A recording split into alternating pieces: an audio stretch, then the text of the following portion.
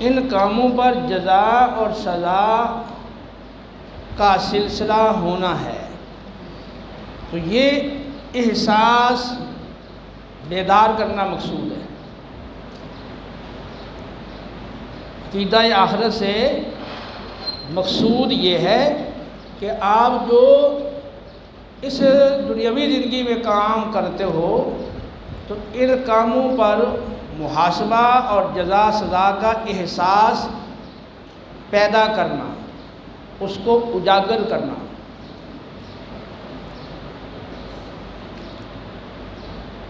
قرآن پاک کے اندر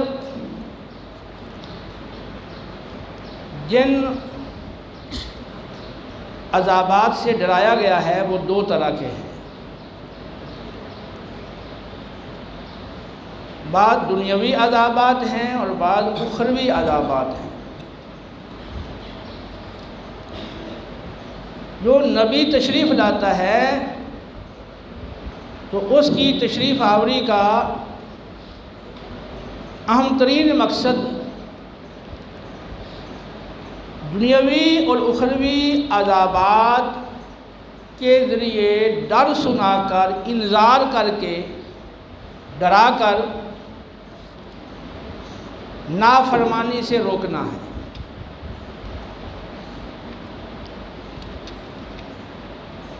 پہلی قوموں کی ہلاکت کے واقعات جو قرآن میں ذکر کیے گئے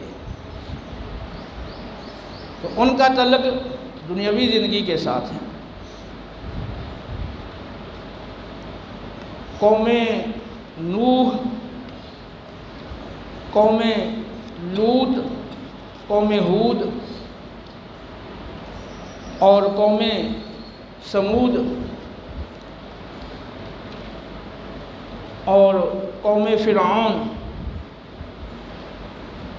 ان قوموں پر اور اس کی مثل دیگر قوموں پر مختلف قسم کی نافرمانیوں کی وجہ سے عذابات آئے۔ تو نبی کا کام اور پھر ان کے جو متابعین ہیں، ان کے سچے پیروکار، ان کا کام کیا ہے کہ وہ ان عذابات کو بیان کر کے لوگوں کو نافرمانی سے ڈرنے پر اور بچنے پر آمادہ کرے۔ اللہ رب العالمین کا ارشاد ہے فَكُلًّا أَخَذْنَا بِذَنبِهِ۔ اوپر جتنے بھی ہلاکت کے واقعات کا ذکر ہوا ہے، اللہ فرماتا ہے ان میں سے ہر ایک کو ہم نے اس کے گناہوں کی وجہ سے، نافرمانیوں کی وجہ سے پکڑ لیا، یعنی اپنے عذاب کی گرفت میں لے لیا۔ فَمِنْهُمْ مَنْ أَرْسَلْنَا عَلَيْهِ حَاصِبًا، ان میں سے بعض وہ ہیں جن پر ہم نے پتھر پھینکنے والی، پتھراؤ والی سخت آندھی بھیجی۔ وَمِنْهُمْ مَنْ أَخَذَتْهُ الصَّيْحَةُ، اور ان میں بعض وہ ہیں جن کو سخت گرجدار آواز نے، چنگاڑ نے آ پکڑا، یعنی شدید ترین دھماکہ خیز آواز جو ناقابل برداشت ہو۔ تو ان میں سے بعض کو سخت چنگاڑ نے آ پکڑا۔ وَمِنْهُمْ مَنْ خَسَفْنَا بِهِ الْأَرْضَ، اور ان میں سے بعض وہ ہیں جن کو ہم نے زمین میں دھنسا دیا۔ وَمِنْهُمْ مَنْ أَغْرَقْنَا، اور ان میں بعض وہ ہیں جن کو ہم نے پانی میں ڈبو کر ہلاک کر دیا۔ وَمَا كَانَ اللَّهُ لِيَظْلِمَهُمْ وَلَكِنْ كَانُوا أَنفُسَهُمْ يَظْلِمُونَ، اللہ تو بندوں پہ ظلم نہیں کرتا، بندے خود ہی اپنی جانوں پر ظلم کرتے ہیں۔ تو ان آیات کے اندر گزشتہ قوموں کی ہلاکت کو اجمالی طور پر بیان کیا گیا ہے، اور یہ عذابات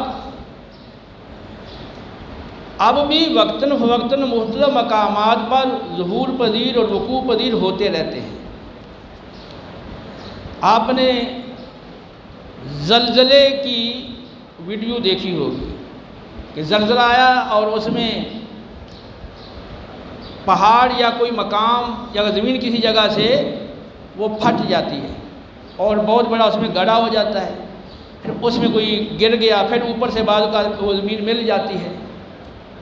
تو یہ دھنسنا زلزلوں کی صورت میں اب بھی پایا جاتا ہے۔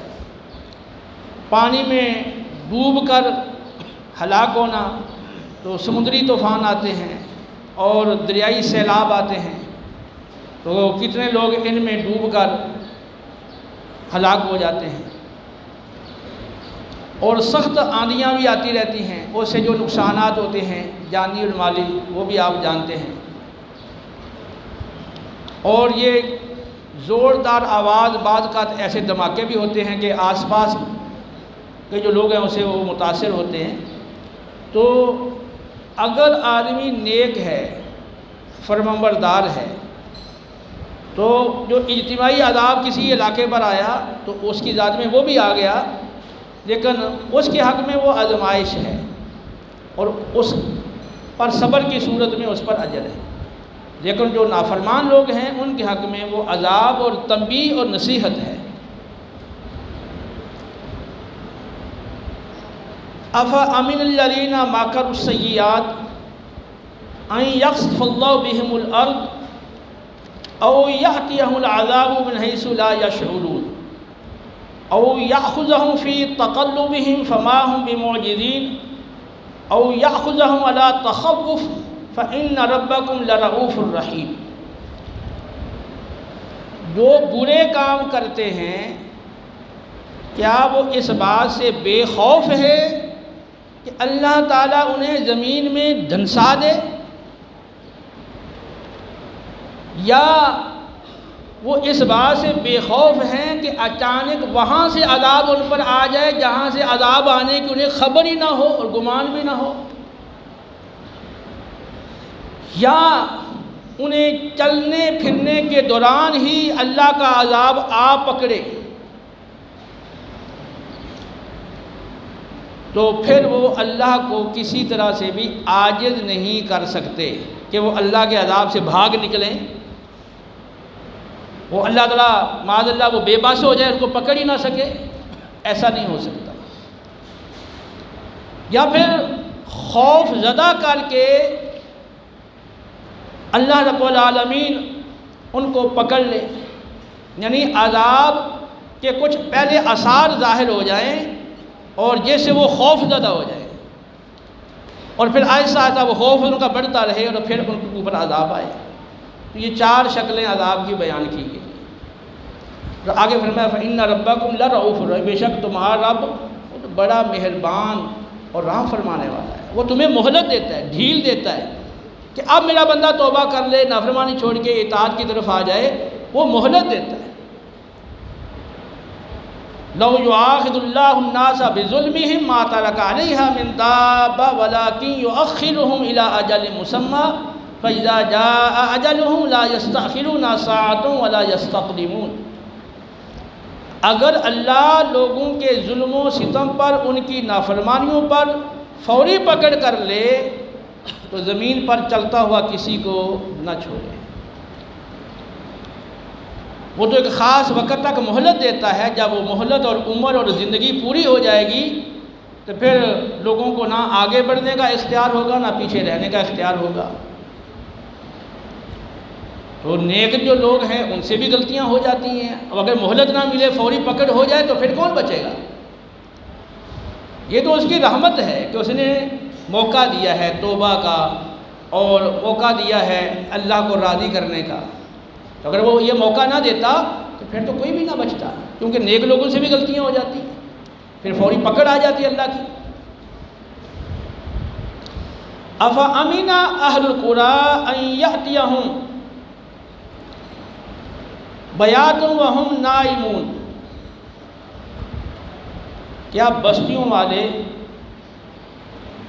افامن اہل القری ان یأتیہم بأسنا بیات وہم نائمون، کیا بستیوں کے لوگ اس بات سے بے خوف ہیں کہ جب وہ سو رہے ہوں تو رات کے وقت ان پہ عذاب آ جائے؟ بے خبری کے عالم میں. او امن اہل القری ان یاتیہم باسنا ضحوا وہم یلعبون. اور کیا بستیوں والے اس بات سے بے خوف ہیں کہ ہمارا عذاب دن چڑھے ان پہ آ پہنچے اور وہ کھیل کود میں مشغول ہوں. افامنوا مکر اللہ فلا یامن مکر اللہ الا القوم الخاسرون. تو کیا یہ لوگ اللہ کی خفیہ تدبیر سے بے خوف ہیں؟ اللہ کی خفیہ تدبیر سے بے خوف صرف وہی لوگ ہوتے ہیں جو ہلاک ہونے والے ہیں، جو خسارہ پانے والے ہیں. وہی اللہ کی خفیہ تدبیر سے بے خوف ہوتے ہیں. باقی جو لوگ ہیں وہ اللہ کی خفیہ تدبیر سے بے خوف نہیں ہوتے. انہیں فکر لگی رہتی ہے کہ کہیں اللہ کا عذاب آ نہ پکڑے، تو وہ انہیں اس بات کا احساس رہتا ہے، تو پھر وہ اطاعت کی طرف لگے رہتے ہیں، نافرمانی سے بچتے رہتے ہیں. قل هو القادر على ان يبعث عليكم عذابا من فوقكم او من تحت ارجلكم او يلبسكم شيعا ويذيق بعضكم بأس بعض انظر كيف نصرف الآيات لعلهم يفقهون. اے حبیب آپ انہیں بتا دو کہ اللہ تعالیٰ اس بات پر بھی قدرت رکھتا ہے کہ وہ تمہارے اوپر سے عذاب بھیج دے، اور اس بات پر بھی قادر ہے کہ نیچے سے عذاب بھیج دے، اور اس بات پر بھی قادر ہے تمہیں آپس میں گتھم گتھا کر کے آپس میں لڑا دے، اور تمہارے اندر خانہ جنگی ہو جائے، اور تم میں سے بعض کو بعض کی لڑائی کا مزہ چکھائے. دیکھو ہم کس کس رنگ سے آیتوں کو بیان کرتے ہیں تاکہ لوگ اس سے سمجھیں. اب یہاں پہ اللہ تعالیٰ فرما رہا ہے کہ میں اوپر سے بھی عذاب بھیج سکتا ہوں، نیچے سے بھی عذاب بھیج سکتا ہوں، اور آپس میں تمہاری لڑائی کروا کے، آپس میں تمہاری جنگ کروا کے بھی تمہیں عذاب دے سکتا ہوں. تو یہ مسلمانوں کی جو آپس میں لڑائیاں ہیں یہ عذاب ہے اللہ کا، اللہ کی نافرمانیوں کی وجہ سے. لیکن افسوس یہ ہے کہ مختلف شکلوں میں اللہ کے عذاب آتے ہیں کہ ہم محسوس ہی نہیں کرتے کہ یہ اللہ کا عذاب ہے. وَلَقَدْ أَرْسَلْنَا إِلَىٰ أُمَمٍ مِّن قَبْلِكَ فَأَخَذْنَاهُم بِالْبَأْسَاءِ وَالضَّرَّاءِ لَعَلَّهُمْ يَتَضَرَّعُونَ فَلَوْلَا إِذْ جَاءَهُم بَأْسُنَا تَضَرَّعُوا وَلَٰكِن قَسَتْ قُلُوبُهُمْ وَزَيَّنَ لَهُمُ الشَّيْطَانُ مَا كَانُوا يَعْمَلُونَ. ہم نے پہلی امتوں کی طرف بھی رسول بھیجے، اور جب ان امتوں نے ہماری نافرمانیاں کی اور نبیوں کی دعوت کو ٹھکرا دیا تو ہم نے انہیں مختلف قسم کی تکالیف میں مبتلا کر دیا، مصائب و آلام میں انہیں ڈال دیا تاکہ وہ گڑ گڑائیں، معافی مانگیں. پھر ایسا کیوں نہ ہوا کہ جب ہمارا عذاب آیا تو وہ گڑ گڑاتے اور معافی مانگتے؟ ہوا یہ کہ ان کے دل سخت ہو گئے اور شیطان نے ان کے برے کام ان کی نظروں میں خوشنما کر کے، مزین کر کے، خوبصورت کر کے دکھائے، اور وہ برے کام کرنے کے باوجود بھی بڑے خوش تھے کہ ہم اچھا کام کر رہے ہیں. فَلَمَّا نَسُوا مَا ذُكِّرُوا بِهِ فَتَحْنَا عَلَيْهِمْ أَبْوَابَ كُلِّ شَيْءٍ حَتَّىٰ إِذَا فَرِحُوا بِمَا أُوتُوا أَخَذْنَاهُمْ بَغْتَةً فَإِذَا هُمْ مُبْلِسُونَ فَقُطِعَ دَابِرُ الْقَوْمِ الَّذِينَ ظَلَمُوا وَالْحَمْدُ لِلَّهِ رَبِّ الْعَالَمِينَ. تو جو نصیحت انہیں کی گئی، اللہ کی طرف سے جو تعلیمات اور احکام انہیں بھیجے گئے، ان کو انہوں نے یکسر بھلا دیا، بالکل فراموش کر دیا. تو ہم نے مزید ڈھیل دینے کے لیے ان پر ہر نعمت کے دروازے کھول دیے، یہاں تک کہ جو انہیں دیا گیا اس پر جب بڑے خوش ہو گئے اور اترانے لگے، فخر کرنے لگے، تو پھر اچانک ہم نے انہیں پکڑ لیا اور پھر ان کی ساری امیدیں ٹوٹ کر رہ گئیں اور ان نافرمانوں اور کافروں کی جڑ سرے سے کاٹ کر رکھ دی گئی. اب بیماریوں کی شکل میں، حوادث کی شکل میں، اور زلزلوں کی شکل میں، طوفانوں کی شکل میں، سیلابوں کی شکل میں، یہ مختلف انداز سے اللہ کے عذابات وہ آتے رہتے ہیں. یہ اللہ کی طرف سے بندوں کو تنبیہات ہوتی ہیں، اللہ بندوں کو خبردار کرتا ہے کہ وہ نافرمانی سے باز آ جائے. اسی طرح جو موسیٰ علیہ السلام نے فرعون اور فرعونیوں کو، قبطیوں کو آپ نے دعوت حق دی، اور جب وہ اڑ گئے اور نہیں مانے تو ان پہ عذابات آئے۔ فارسن علیہم الطوفان والجراد والقمل والضفادع والدم آیات مفصلات، تو ان پہ طوفان کا عذاب آیا، ٹڈیوں کا عذاب آیا، دیمک کا عذاب آیا، مینڈکوں کا عذاب آیا، خون کا عذاب آیا، مختلف عذابات میں مبتلا کیا گیا تاکہ وہ نافرمانی سے باز آ جائیں۔ تو جب اللہ کا عذاب آتا تھا پھر وہ معافی مانگتے تھے اور کہتے تھے اے موسیٰ علیہ السلام آپ ہمارے لیے دعا کریں، یہ عذاب ٹل جائے تو اب ہم آپ کی بات مانیں گے۔ موسیٰ علیہ السلام ان کے لیے دعا کر دیتے، وہ عذاب جب ٹل جاتا پھر اسی طرح ہی وہ نافرمان کے نافرمان ہی رہتے اور ماننے کے لیے عمل کے لیے وہ آمادہ نہ ہوتے۔ یہ متعدد بار یہی ہوا، پھر بالآخر ان کو دریا کے اندر ڈبو کر غرق کر دیا گیا، ہلاک کر دیا گیا۔ تو یوں مختلف عذابات اللہ کی طرف سے آتے ہیں اس کو تنبیہ کرنے کے لیے۔ جو سمجھدار ہوتے ہیں، جو سعادت مند ہوتے ہیں، تو وہ محسوس کرتے ہیں کہ یہ ہماری غلطیوں اور کوتاہیوں اور ہمارے کرتوتوں کی وجہ سے ہمیں ان مصائب و آلام میں مبتلا کیا گیا ہے۔ یہ جو معاشی تنگی ہے، جیسے ہماری مہنگائی بڑھ رہی ہے، تو اس کے پیچھے مین وجہ کیا ہے؟ قرآن پاک میں اللہ نے سورہ نحل کے اندر بیان فرمایا ہے، ضرب اللہ مثلا قریۃ کانت آمنۃ مطمئنہ یأتیہا رزقہا رغداً من کل مکان فکفرت بانعم اللہ فاذاقہا اللہ لباس الجوع والخوف بما کانوا یصنعون۔ اللہ نے ایک ایسی بستی کی مثال بیان فرمائی ہے جس بستی کے لوگ بڑے پرامن تھے اور بڑی پرسکون اور پر اطمینان زندگی بسر کر رہے تھے، اور ان بستی والوں کو ہر طرف سے وافر مقدار میں رزق اور روزی پہنچ رہی تھی۔ انہوں نے اللہ کی نعمتوں کی ناشکری کی اور نافرمانیاں کرنے لگے، تو پھر اللہ تعالیٰ نے انہیں خوف اور بھوک کا لباس پہنا دیا، بھوک اور خوف کو پوری طرح مسلط کر دیا ان کے اوپر، اس وجہ سے کہ وہ اللہ کی نافرمانیاں کرتے تھے۔ پہلے امن تھا، اطمینان تھا، وافر مقدار میں روزی تھی، جب نافرمانی کی، ناشکری کی تو امن اور سکون جاتا رہا، اس کی جگہ خوف آ گیا۔ وافر روزی جاتی رہی، اس کی جگہ بھوک آ گئی، بھوک اور خوف مسلط کیا گیا۔ تو یہ کیا تھا؟ ناشکری کی وجہ سے اللہ کا عذاب۔ اب ہماری جو معاشی تنگی ہے، قرضے بڑھ گئے ہیں، مہنگائی بڑھ گئی ہے، تو اس میں کوئی ایک فرد کا تو قصور نہیں ہے۔ اب ہر شعبے میں کرپشن انتہا کو پہنچی ہوئی ہے، تو ایسے سارے لوگ وہ اس کے ذمہ دار ہیں، اور یہ ایک ہمارے اوپر اللہ کا عذاب ہے۔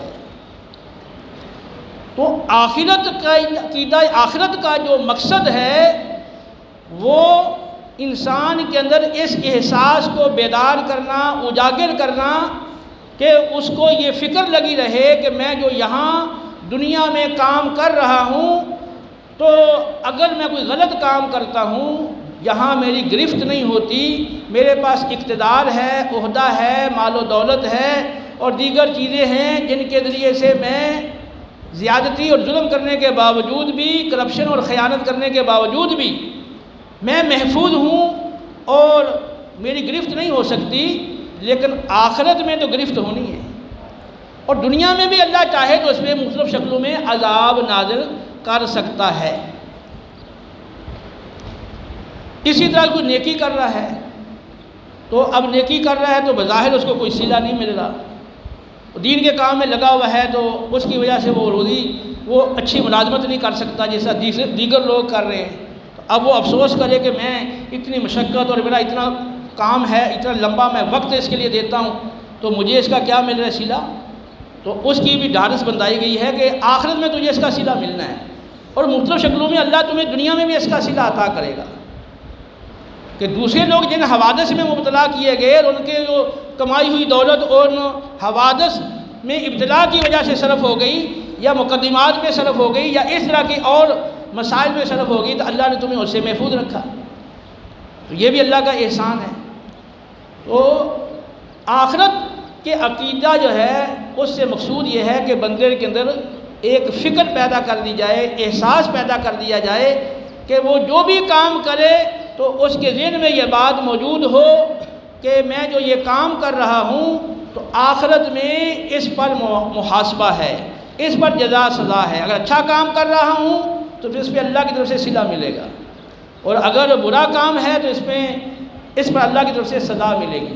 یہ احساس بیدار کرنا، یہی عقیدہ آخرت کا مقصود ہے۔